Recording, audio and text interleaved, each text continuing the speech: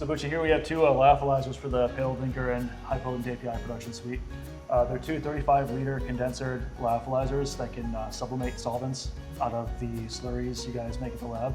The sublimation can happen at down to minus 85 degrees Celsius, which is fairly cold, freezing any solvents you guys would use, which allows a really efficient drying process at a really cold temperature, which protects the integrity of your product. That is true, Kevin. These two lyophilizers are a great addition to the suite.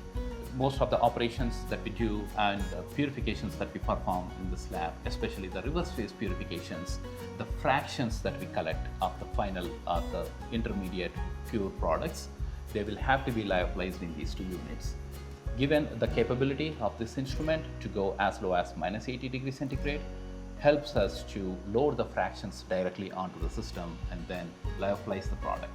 The advantage with these units and then with our high containment trays is that we load the fractions directly onto our single-use high containment trays, and once the product is lyophilized, we move them to our flexible isolator system for further manipulations, whether it can be sampling, packaging, or further slurry preparation in the case of intermediates to charge to the reactor.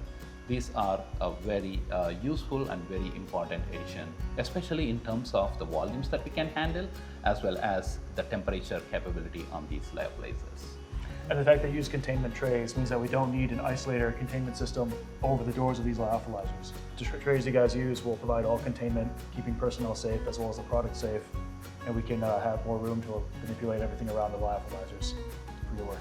And that also protects the operators. Exactly.